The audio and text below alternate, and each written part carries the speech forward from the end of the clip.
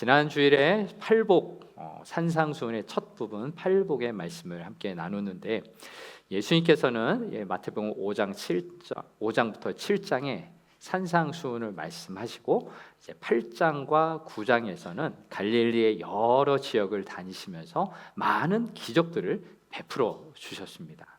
즉 산상수훈은 하나님 나라의 백성이 가져야 할 삶의 모습, 성품의 모습을 이야기했다면 이제 8장, 9장에서는 그 하나님의 백성들이 누려야 할 하나님의 능력, 권능의 삶이 어떤 것인지 예수님께서는 직접 말씀으로, 삶으로 그 삶을 선포해 주셨습니다.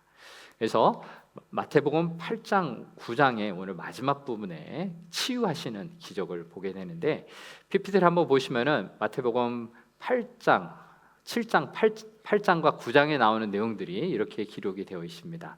한번 보시면 어떻습니까? 9개의 기적이 나오는데 거의 한 가지만 빼고 치유의 기적이 나타나고 있습니다. 첫 번째는 나병 환자를 깨끗게 하셨고, 두 번째는 백부장의 하인을 말씀으로 고치셨고, 세 번째는 베드로의 장모 그리고 많은 병자를 고치셨습니다. 이 네 번째만 치유 기적이 아니라 능력 기적인데 바다의 풍랑을 잠잠하게 하신 사건, 그리고 다섯 번째는 가라다 지방의 귀신 들린 자를 자유케 하시는 기적, 여섯 번째는 중풍병자를 침상째에 메고 왔을 때 고쳐주시는 기적, 일곱 번째는 혈루증 걸린 여인을 치유하시고 회당장 딸을 살리셨습니다. 이 회당장 딸은 예수님이 가는 도중에 죽어버렸습니다. 그러나 그 죽은 회당장의 딸도 살리시는 기적을 베푸셨고, 오늘 본문 두 맹인의 눈을 뜨게 하시는 기적, 그리고 마지막 말 못하는 사람을 고치시는 기적을 행하셨습니다. 총 9가지 중에 8가지 예수님께서는 갈릴리 지방을 다니시면서 병든 자들을 고치셨어요. 몸과 마음이 병들어 있는 사람들을 고치셨는데, 이 고치신 이 기적은 무엇을 얘기할까요? PPT의 맨 앞에 나와 있는데 예수님께서 단순히 의사로서 이 땅에 오신 분이 아니시라 하나님의 왕으로, 하나님의 나라의 왕으로 이 땅에 오신 것을 보여주는 사건입니다. 예수님이 이 땅에 병원을 차리셨다면 아주 대박 나셨을 거야. 그 동네뿐만 아닌 온 전 세계에서 다 몰려들 것인데, 예수님이 고치신 이 기적들을 생각해 보면은 감히 이 오늘날의 의술로도 쉽게 고칠 수 없는 여러 질병들, 죽은 자까지 살리시는 놀라운 기적을 보이셨어요. 이것은 무엇이냐? 예수님께서 하나님의 아들로서, 신적인 존재로서 이 땅에 오셨다라는 사건을 밝히 보여주는 사건입니다. 그래서 오늘 함께 나눌 이 마지막 부분에 있는 예수님이 두 눈먼 사람의 눈을 뜨게 하시는 사건이 나오고 있습니다. 여러분, 어느 신학자가 이렇게 얘기를 했습니다. 이 세상에 두 가지 종류의 사람이 있다. 첫 번째 한 종류의 사람은 눈이 있지만 이 세상을 제대로 바라보지 못하는 사람, 그리고 두 번째 사람은 눈이 없는 사람, 즉 눈이 안 보이는 사람을 얘기하죠. 그런데 참 안타까운 것은 눈이 있는 사람이 눈이 없어서 안 보이는 사람이 아니라 눈이 있지만 앞을 못 보는 사람이 안타까운 사람이다라고 이야기를 합니다. 왜 그럴까요? 예를 들면 이런 것입니다. 매일매일 하나님께서 내게 은혜를 베풀어 주시고 사랑을 베풀어 주시는데 그 사랑을 깨닫지 못하는 사람, 그래서 늘 불평, 불만이 있는 사람, 또 예배의 자리는 왔지만 하나님을 만나지 못하는 사람, 영적인 눈이 감겨 있기 때문에, 영적인 마음이 닫혀 있기 때문에 하나님을 만나지 못하는 그런 안타까움이 있는 사람이라는 것입니다. 오늘 본문에 눈이 먼 두 사람이 나오지만 그들은 예수님께 나와 다윗의 자손이여 우리를 불쌍히 여기소서 간절한 마음으로 나왔고, 예수님은 그들에게 너희 믿음대로 되라 라는 말씀을 선포하심으로 그들의 눈이 띄어지는 역사가 일어났습니다. 사랑하는 성도 여러분, 오늘 이 말씀을 함께 본문을 살펴보면서 우리에게는 어떤 소망을 가질 수 있을까요? 비록 나는 육적인 눈을 뜨고 있지만 영적인 눈이 감겨 있어서 하나님의 은혜를 느끼지 못하고 감사하지 못하는 그런 삶을 살고 있지는 않습니까? 우리 말씀을 함께 나누면서 오늘 나에게도 하나님을 바라보시는 영적인 눈이 띄어지고 영적인 마음이 활짝 열려서 하나님의 은혜를 바라보고 하나님께 나아가는 시간이 되게 하소서라는 소망을 갖고 하나님 말씀 앞에 함께 나아가도록 하겠습니다. 오늘 두 명의 사람들이 가지고 있었던 믿음은 어떤 것인지 믿음의 길을 함께 살펴보려고 하는데요. 첫 번째 믿음의 길은 무엇일까요? 믿음은 보이지 않는 예수님을 바라보며 따라가는 것이다 라고 이야기하고 있습니다. 오늘 본문 27절 말씀에 이들이 어떻게 하고 있는지 함께 보도록 하겠습니다. 27절의 말씀 다 같이 읽어보겠습니다. 예수께서 거기서 떠나가실새 두 맹인이 따라오며 소리질러 이르되 다윗의 자손이여 우리를 불쌍히 여기소서 하다니. 아멘. 이 앞을 못 보는 두 사람이 예수님을 따라왔습니다.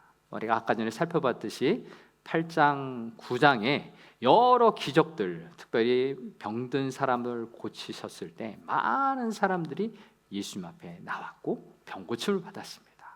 예수님이 여러 지역들, 갈릴리 지역을 다니실 때 오늘 본문에 나오는 앞을 못 보는 두 명의 사람들도 끼어 있었습니다. 이들이 예수님 앞에 나오는 것이 쉬운 일이었을까요? 결코 그렇지 않습니다. 이들은 앞을 못 봤기 때문에 많은 사람들이 있는 틈 속에서 있는 것조차 힘들었을 것입니다. 사람들에 밀쳐서 넘어지기도 하고 또 제대로 가지도 못하고 사람들의 따가운 눈초리도 받았을 것입니다. 왜냐하면 당시에 눈이 먼 사람들은 하나님께 저주를 받았다라는 그런 선입관도 있었기 때문에 사람들에게 멸시, 천대까지 받았을 것입니다. 이런 어려움 가운데 예수님 앞에 나왔다라는 것 정말로 대단한 것입니다. 그런데 어떻게 이런 어려운 상황 가운데서도 예수님께 나올 수 있었을까요? 이들의 마음은 어땠을까요? 우리 지난주에 살펴봤던 산상수훈 팔복의 첫 번째 복이 무엇이었습니까? 심령이 가난한 자는 복이 있나니 천국이 저희 것입니다 라고 말씀하셨죠. 이 눈먼 두 사람에게는 그 심령이 가난한 복이 있었던 것이죠. 예수님 외에는 내가 살 수 없습니다. 예수님만이 나의 소망입니다 라는 간절한 그 마음, 가난한 마음이 있었기 때문에 이렇게 사람들이 따가운 눈초리와 자신의 영적인 또 마음의 그 눌림 속에서도 육체적인 눈먼 상황 가운데서도 예수님 앞에 나올 수 있는 그 간절함이 있었던 것입니다. 그래서 예수님을 이렇게 불렀습니다. 다윗의 자손이여 라고. 이 다윗의 자손이라는 말은 단순한 호칭이 아니라 그들의 마음속에 있는 강한 믿음의 표현이었습니다. 즉 구약 성경에 예언된 다윗의 후손이 우리를 구원하실 것이다 라는 강한 믿음이 있었기 때문에 그 어려운 순간 속에서도 다윗의 자손을 향하여 나올 수 있었던 것입니다. 비록 이들은 앞을 못 보는 육적인 눈은 감겨 있어서 하나님의 말씀을 읽을 수는 없었지만 그들의 마음의 문이 열려 있었기 때문에 영적으로 하나님의 말씀, 다윗의 후손을 통하여 우리를 구원하신다라는 그 말씀에 대한 확신을 갖고 예수님 앞에 나올 수 있었던 것입니다. 비록 앞을 못 보는 암흑 속에 있었지만 그러나 그 성경에 말하는 영적인 메시아가 바로 여기 계시다라는 사실을 믿음으로 확신하고 그렇게 나아갔던 것입니다. 그렇습니다. 그들은 비록 육적으로는 앞을 보지 못했지만 창조주 하나님을 바라볼 수 있는 영적인 눈은 열려 있었습니다. 이들이 예수님을 메시아, 구원자로 알아볼 수 있었던, 그리고 그런 믿음으로 나아갈 수 있었던 것은 이사야 35장 5절의 이 말씀을 믿었기 때문입니다. 같이 한번 읽어보겠습니다. 그때 맹인의 눈이 밝을 것이며 못 듣는 사람의 귀가 열릴 것이며. 아멘. 이 말씀은 무슨 말씀이냐? 구원자 메시아가 이 땅에 오실 그때에는 눈 못 보는 사람들의 눈이 열려지고 듣지 못하는 사람의 귀가 열려진다라는 창조주 하나님의 새로운 창조의 역사가 일어난다라는 이 구약의 메시지를 믿었던 것입니다. 그래서 유대 랍비들은 이 말씀을 가지고서 전통적으로 눈을 여는 것, 앞을 못 보는 눈을 여는 것은 창조주 하나님만이 하시는 일이다 라고 가르쳤습니다. 그래서 예수님께서 마태복음 8장과 9장에 많은 질병에 걸린 사람들, 의술로는 절대 해결할 수 없는 그 어려운 상황에 있는 사람들을 고치셨을 때, 이분은 메시아구나, 우리를 구원하기 위해 오신 하나님께서 보내신 사람이구나 라는 믿음으로 그 앞에 나왔던 것입니다. 그런데 예수님을 단순한 의사, 치료자가 아니라 내 인생을 새롭게 하여 주시는 창조주 하나님이라고 고백했던 것입니다. 그래서 다윗의 자손이여 우리를 불쌍히 여기소서라고 도움을 요청했던 것입니다. 이러한 내용에 대해서 기독교 번증가 C.S. 루이스는 이런 말을 남겼습니다. 나는 태양이 뜬 것을 믿듯 기독교를 믿는다. 그것을 보기 때문이 아니라 그것에 의해 다른 모든 것을 보기 때문이다. I believe in Christianity as I believe that the sun has risen. Not only because I see it, but because by it I see everything else. C.S. 루이스가 말하는 것은 무엇입니까? 이 앞 못 보는 사람들은 육신의 눈으로는 아무것도 볼 수 없습니다. 그러나 예수님이라는 눈으로는 볼 수는 없지만 마음으로는 확신을 갖는 그 예수님이 마치 태양처럼 나에게 다가오셨고, 이 태양과 같은 그분이 내 삶에 비춰주실 때 나는 이 세상, 지금까지는 내가 저주를 받아서 이렇게 된 것이라는 이 인식이 아니라 하나님의 따뜻한 사랑으로, 따뜻한 음성으로 나를 감싸시고 새로운 인생으로 창조하시는 하나님의 창조 세계를 바라본다라는 것을 이야기하는 것입니다. 즉 그들의 마음속에 비춰진 예수 그리스도의 밝은 태양으로 이 세상을 새롭게 바라보는 믿음이 생겼다라는 것을 이야기합니다. 즉 이들은 육적으로는 앞이 보이시 하지만 영적으로는 하나님이 다시 자기의 세상을 인도하시는 그런 놀라운 세상을 바라보는 믿음이 생겨났던 것입니다. 이들은 자신의 어둠을 뚫고서 이제 예수님께 부르짖었습니다. 그리고 여기서는 예수님은 그들의 음성을 들으셨지만 그러나 그들을 모르는 채 하시는 것처럼 집으로 들어가시는 일이 벌어지는데요. 왜 예수님이 그들의 길거리에서 그들을 만나지 않으시고 집으로 들어가셨을까요? 두 번째 대지에서 함께 그 내용을 살펴보러 갑니다. 두 번째, 이들의 믿음은 나의 인생을 예수님께 맡기는 신뢰의 믿음이었습니다.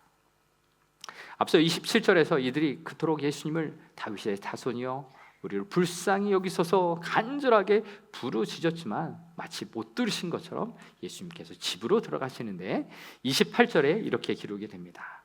예수께서 집에 들어가심에 맹인들이 그에게 나오거늘 예수께서 이르시되 내가 능히 이 일 할 줄을 믿느냐 대답하되 주여 그러하오이다 하니 아멘.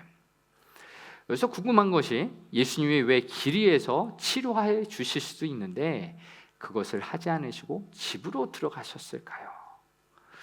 예수님께서 바로 응답하지 않으셨다라는 것을 말하는데 길거리에서 지금까지도 수많은 사람들을 고치시기도 하셨고 그러셨지만 이 많은 사람들 틈 속에서 이들을 치료하시기보다 집 안에서 그들과 개인적인 시간들 1대1과의 인격적인 만남을 통해서 그들에게 확인하고 싶으셨던 것이 있으셨습니다. 그것이 무엇입니까?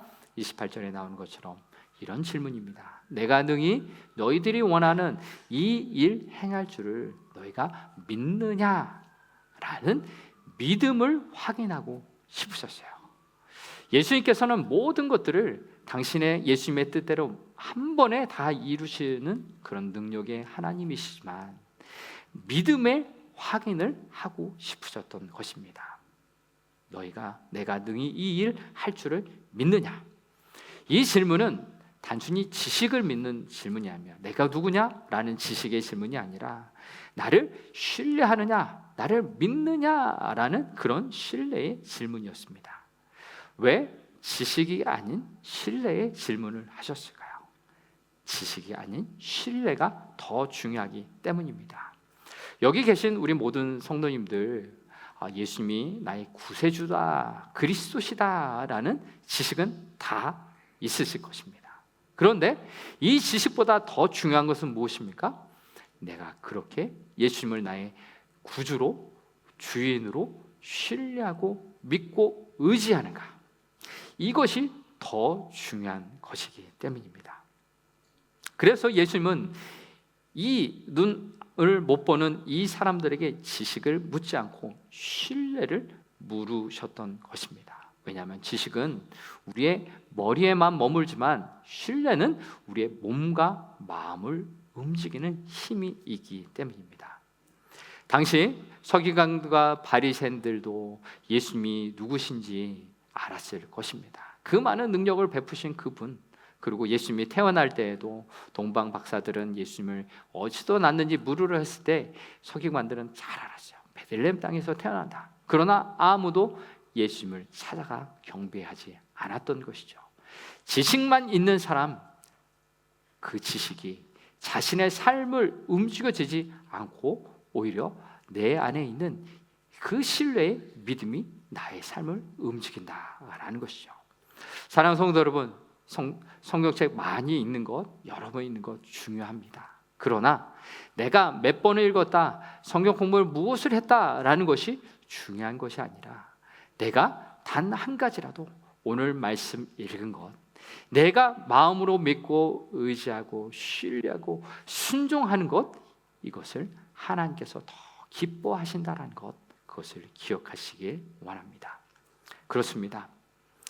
이들에게 확인하고 싶었던 것, 다윗의 자손이여 우리를 불쌍히 여기소서라고 부르짖었던 그들에게 내가 너희들이 믿는 것처럼 너희들이 원하는 눈 뜨는 것을 할 줄 아는 것을 믿느냐라고 물으셨던 것, 이것은 바로 그들의 마음속에 진정 살아계신 메시아라는 그 마음의 확신과 신뢰의 관계를 원하셨던 것이죠. 바로 신뢰 관계의 시작이라는 것입니다.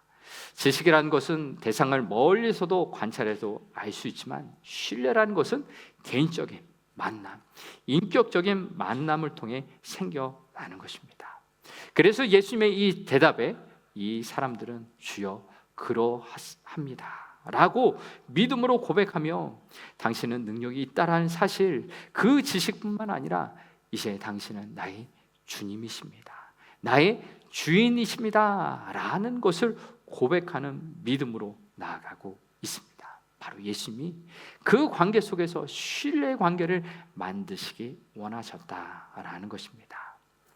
예수님은 오늘도 우리에게 오셔서 내가 성경을 얼마나 많이 하는지, 신학적인 지식을 뽐내는 것을 원치 않으시고 나의 삶 속에서 예수님의 말씀대로 어떻게 살고 있는지, 그렇게 예수님을 신뢰하고 있는지를 묻고 계십니다. 사랑하는 성도 여러분, 여러분의 삶의 자리에서는 어떻게 예수님을 신뢰하고 있습니까?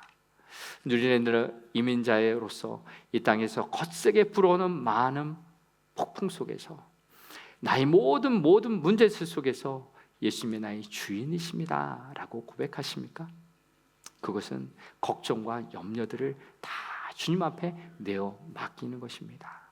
하루하루 생활할 때 부딪히는 여러 가지 일들 속에서 내 힘과 내 걱정, 내 힘으로 하려는 그것이 아니라 내 생각들로 다 주님 앞에 내려놓으며 기도하며 하나님의 뜻이 무엇인지를 알아가기를 힘쓰는 것, 주님께 묻는 것, 주님과 함께 살아가는 그 신뢰의 관계를 우리 주님께서 원하고 계신 것입니다. 예수님을 의지한다는 것은 바로 이런 것이죠. 베드로가 물 위로 걸어가는 사건 기억하십니까? 풍랑이 심할 때 예수님께서 그 바다 위를 걸어오셨습니다. 그 바다 위를 걸어오신 예수님을 바라보며 베드로는 말했죠. 주여, 나도 걸을 수 있게 해달라고. 그래서 주님을 바라보며 걸어갑니다. 그러나 베드로의 눈에는 거센 파도를 다시 한번 보게 됐을 때 다시 물속으로 가라앉습니다. 무엇입니까? 우리의 삶 속에서도 주님을 바라보는 그 훈련 매일매일 하고 있지 않습니까? 아침에 일어나면서부터 주님께 기도하고 말씀 들여다보고 주님을 향해서 나아가지만 이 땅에 살아갈 때 거센 파도 앞에 우리의 믿음도 약해지고 다시 물속으로 빠져들어갈 때가 있습니다. 그러나 그때 베드로가 외쳤던 것처럼 주여 나를 구원하소서라고 외치며 다시 한번 주님을 바라봤던 것처럼 우리의 삶 속에서도 일상의 모든 삶 속에서 우리 주님을 다시 바라보며 나를 구원하소서 외치며 주님 앞에 나아가는 우리의 삶이 될 수 있기를 원합니다. 나야가라 폭포 위에 긴 줄을 메고 외줄타기 하는 고개사가 있었습니다. 그가 얼마나 자유롭게 이 나야가라 폭포를 잘 왔다 갔다 하는지 많은 사람들이 박수를 칩니다. 환호를 합니다. 좋아합니다. 그런데 그 고개사가 그 바라보는 관객들에게 이야기합니다. 내가 이것을 건너갈 것을 믿으시죠? 그랬을 때 다 박수치며 그렇다라고 이야기합니다. 그러자 이 고개사가 이야기합니다. 그러면 그렇게 믿는 분 제 등에 업히십시오. 그랬을 때 아무도 그렇게 업히지 않았다고 합니다. 이것은 무엇을 얘기합니까? 우리가 주님을 의지한다고 말하면서 내가 이 외줄타기 하기도 어려운 이 순간순간들마다 주님의 등에 업힐 수 있는가? 라는 질문입니다. 이 도전은 우리의 매일의 삶 속에서 진행이 됩니다. 나의 삶 속에서 어려운 일들이 생길 때마다 내 힘과 능력으로 하는 것이 아니라 주님 등에 업혀서 가는 것, 나의 모든 것들을 내놓고 주님이 가라 하시는 그 방법과 방향에 믿음으로 순종할 줄 아는 훈련을 하는 것, 우리들의 삶 속에 계속되는 것입니다. 오늘 본문에서 주님께서 물으신 이 질문, 내가 이 일을 행할 줄 믿느냐? 라는 믿음 앞에 주님, 그렇습니다. 내가 믿습니다. 주님을 믿습니다. 라고 고백하는 우리의 삶이 되길 바랍니다. 마지막으로 세 번째, 이들의 믿음, 참된 믿음은 증거되는 믿음입니다. 믿음대로 되라라는 말씀대로 이들에게 눈이 띄어지는 기적이 일어났습니다. 그런데 주님께서는 뜻밖의 명령을 하십니다. 오늘 본문 30절의 말씀입니다. 그 눈들이 밝아진지라 예수께서 엄히 경고하시되 삼가 아무에게도 알리지 말라 하셨으니, 예수님이 그토록 간절하게 빛을 보게 된 이들에게 왜 입을 다물라 조용히 하라라고 명령하셨을까요? 이들에게 침묵을 명령하셨던 것은 당시 많은 기적을 행하셨을 때 많은 사람들이 몰려왔죠.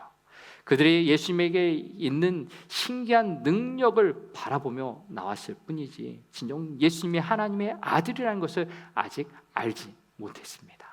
왜 그랬을까요? 예수님에게는 십자가의 사역이 남겨져 있었기 때문입니다. 이 십자가의 일들을 완수하기 전에 이들이 가졌던 소망들, 로마로부터 해방되기를 바라는 그들의 정치적인 구원자로 바라봤던 그런 오해들이 계속될까 봐 예수님은 그들에게 침묵을 명령하셨던 것입니다. 그런데 이들의 행동은 어떻습니까? 31절을 보면 이들은 그들을 나가서 예수의 소문을 온 땅에 퍼뜨리니라. 아멘. 이들이 예수님의 말씀하신 대로 하지 않았어요. 예수님이 나에게 어떤 일을 행하셨는지 소문을 냈던 것이죠. 왜 그랬을까요? 자기들이 큰 은혜를 받았기 때문에 은혜를 받은 것을 주체하지 못했던 것입니다. 바로 복음, 예수 그리스도가 내 안에 왔기 때문에 이 복음이 폭발했던 것입니다. 그동안 어둠 속에 살아왔던 그들의 인생, 이제 빛을 보게 되었고 새로운 생명을 얻게 되었으니 어떻게 입을 다물고 있겠습니까? 자신들이 어떻게 눈을 떴는지, 그렇게 하신 예수님이 누구신지, 내 인생에 무엇을 말씀하시는지 그는 말하지 않고는 견딜 수가 없게 되었던 것입니다. 여러분 생각해 보십시오. 촛불이 하나 있습니다. 촛불에게 불을 붙였습니다. 그런데 촛불에게 말합니다. 촛불아, 너는 너만 타고 다른 데 밝히 비추지 말라 라고 말하면 어떻겠습니까? 그거는 말이 되지 않는 이야기죠. 촛불은 자신을 타면서 주위에 밝은 빛을 내는 게 자신의 인생입니다. 우리의 인생은 어떻습니까?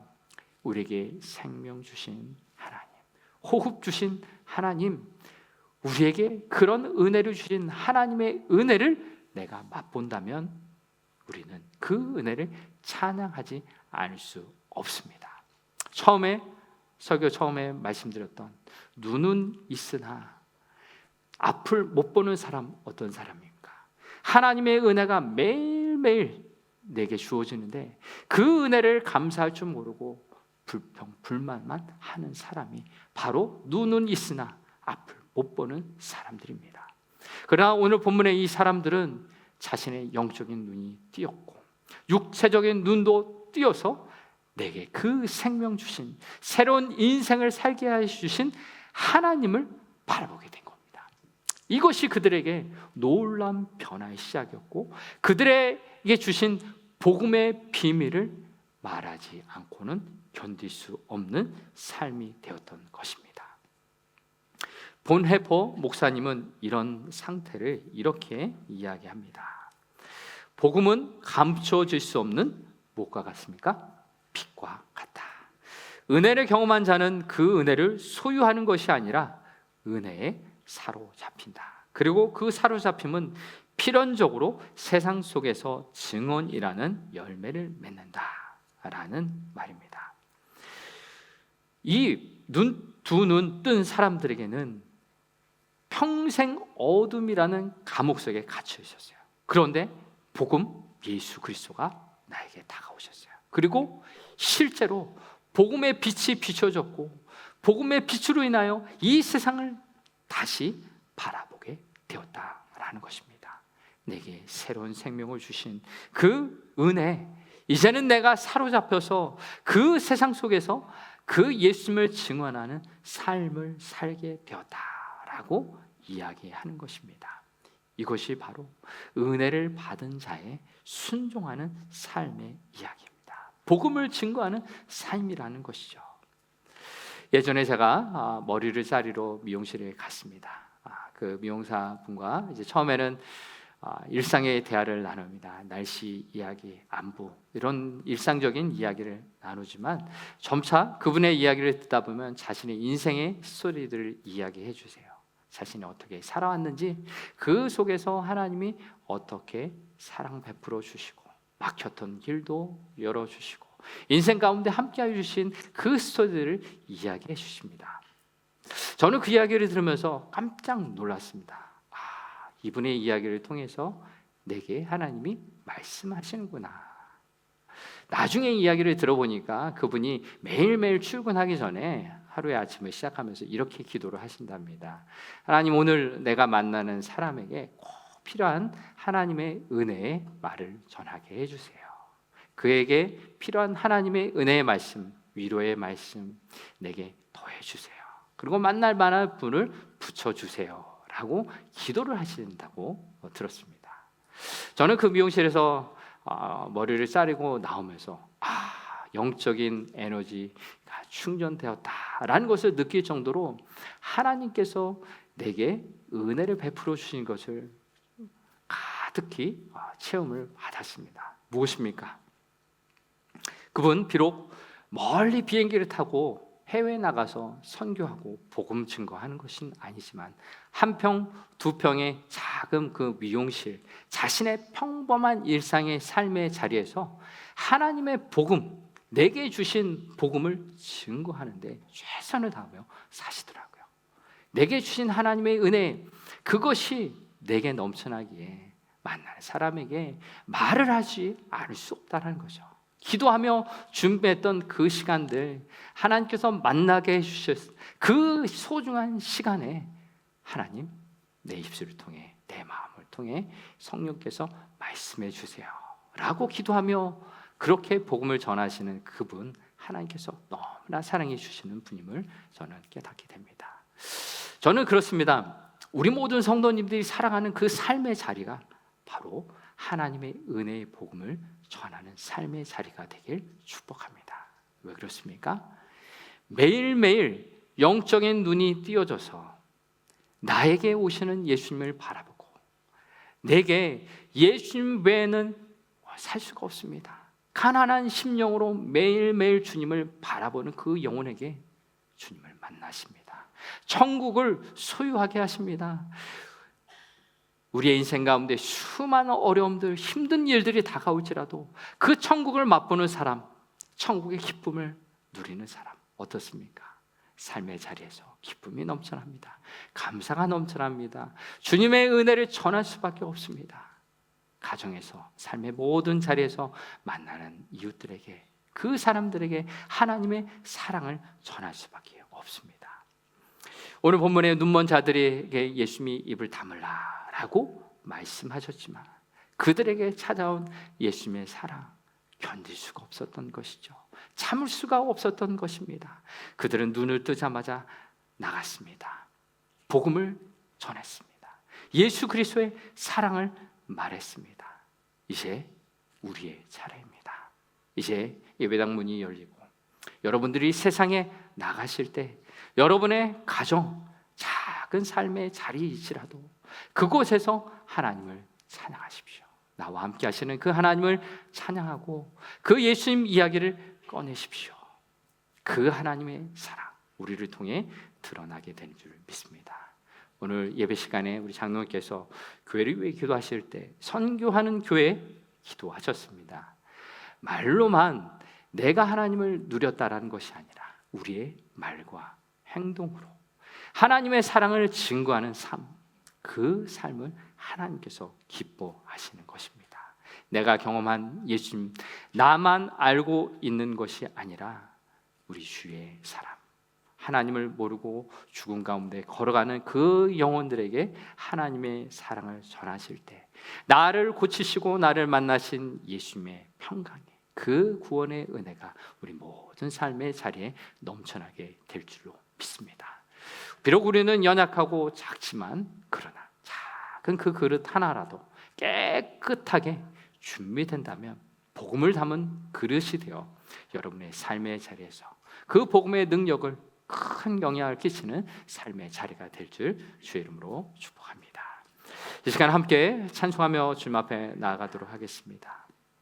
오늘 본문에서 앞을 못 보던 두 사람, 자신의 인생을 주님 앞에 맡겼습니다. 주님의 등에 엎혀서 살아갑니다.